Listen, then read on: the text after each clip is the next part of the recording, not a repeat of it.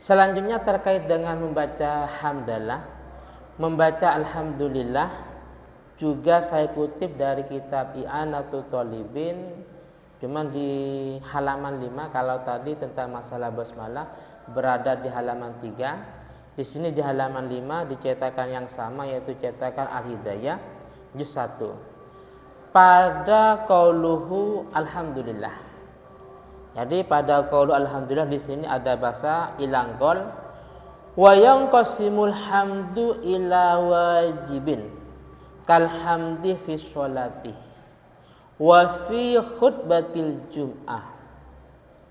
Jadi hukumnya membaca tahmid, membaca alhamdulillah itu ada 4. Kalau tadi yang di depan tentang masalah membaca basmalah itu ada 5. Di sini ada 4. Yang pertama hukumnya wajib, sebagaimana kita membaca alhamdulillah ketika waktu sholat. Karena ketika kita waktu sholat pada waktu berdiri kita membaca surat Al-Fatihah yang di bagian awal, maksudnya awal secara majazi. Di sana kita wajib membaca alhamdulillah. Kalau secara mazhab Syafi'i berarti ini terletak pada ayat yang kedua. Ayat yang pertama Bismillahirrahmanirrahim. Ayat yang kedua Alhamdulillahirabbil alamin. Adapun di luar mazhab Syafi'i seperti mazhab Maliki, yaitu ini terletak pada ayat yang pertama. Karena basmalah itu bukan termasuk ayat daripada surat Al-Fatihah. Jadi di sini hukumnya membaca tahmid, membaca alhamdulillah maksudnya ini hukumnya wajib pada contoh ketika kita sholat yang pertama. Yang kedua contohnya ketika dalam pembacaan khutbah Jumat. Jadi ketika khatib menyampaikan materinya, di sana ada rukun-rukun yang harus dilaksanakan.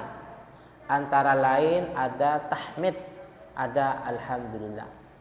Nah, silakan, yang penting memakai lafaz-lafaz yang sudah ditentukan oleh agama. Contohnya alhamdulillahirabbil alamin boleh, atau innal hamdalillahi nahmaduhu boleh. Enggak boleh kalau diganti toh sekalipun dengan makna yang mirip, contohnya as-sana'u lillah, ya enggak boleh. Atau mungkin seperti Asmaul Husna, contohnya alhamdulil ghafur, alhamdulil hakim, alhamdulil rahim, yang enggak boleh. Jadi harus masing-masing alhamdulillah dengan lillah ini harus memakai lafaz yang telah ditentukan. Tidak boleh digonta-ganti toh sekalipun seperti lafzul jalalah diganti dengan Asmaul Husna yang lain.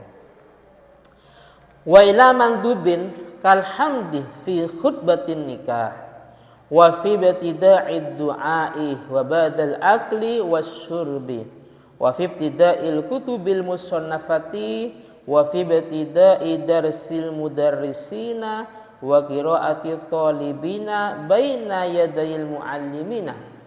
Yang kedua membaca alhamdulillah maksudnya alhamdulillahirabbil alamin, yaitu hukumnya sunnah. Di sini ada beberapa contoh yang telah dicantumkan oleh pengarangnya. Yang pertama hukumnya sunnah dalam masalah khutbah nikah.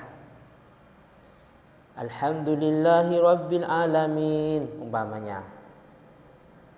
Atau innal hamdalillahi nahmaduhu, terserah. Yang penting dalam khutbah nikah, pembacaan khutbah nikah dianjurkan ada alhamdulillahnya atau ada tahmidnya.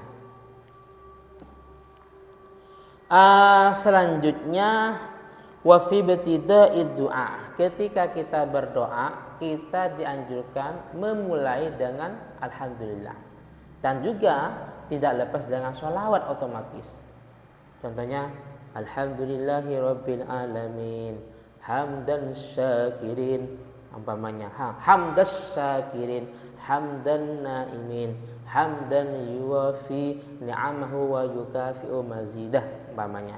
Terus Allahumma sholli ala sayyidina Muhammad wa ala ali sayyidina Muhammad, terserah. atau secara ringkas, Alhamdulillahirabbil alamin, Allahumma sholli ala sayyidina Muhammad. Terus kita baca doa yang kita maksud. Setelah itu juga biasanya kita menutup atau mengakhiri dengan dua tadi, dengan alhamdulillah dan sholawat. Wa shallallahu ala sayyidina Muhammad walhamdulillahi rabbil alamin. Jadi di sini hukumnya sunnah. Cuman secara etika ya anggaplah wajib, karena apalagi dengan sholawat ya, karena pintu langit tertutup rapat kecuali ketika kita berdoa memulai dengan sholawat dan alhamdulillah. Selanjutnya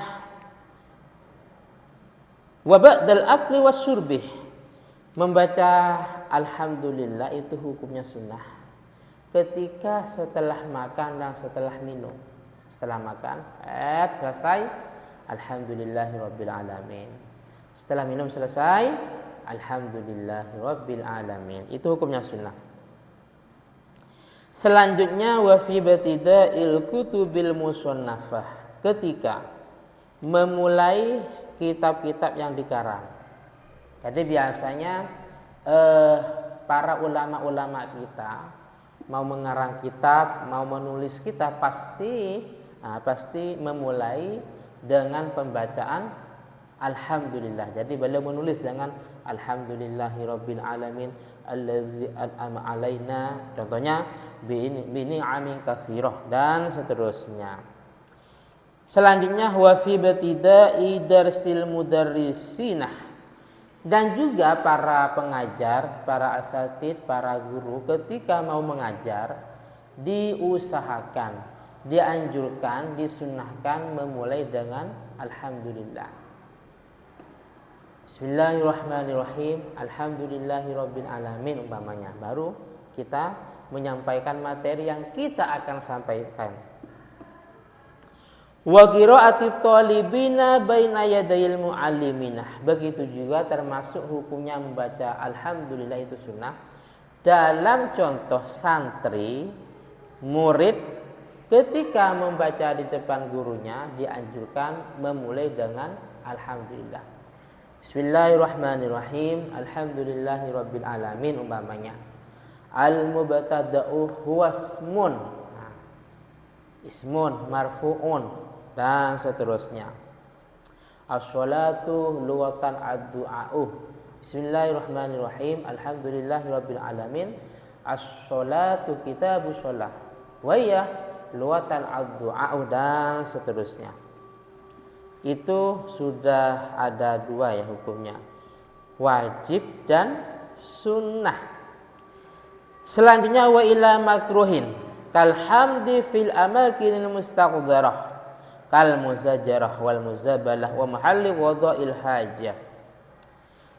Selanjutnya hukumnya makruh, sebagaimana kita membaca tahmid, membaca alhamdulillah cuman di tempat-tempat yang kotor, di tempat-tempat yang menjijikkan, seperti ini contohnya, seperti tempat jagal, tempat penyembelihan sapi, kambing, atau seperti di kamar mandi, seperti di WC atau di toilet dan seterusnya.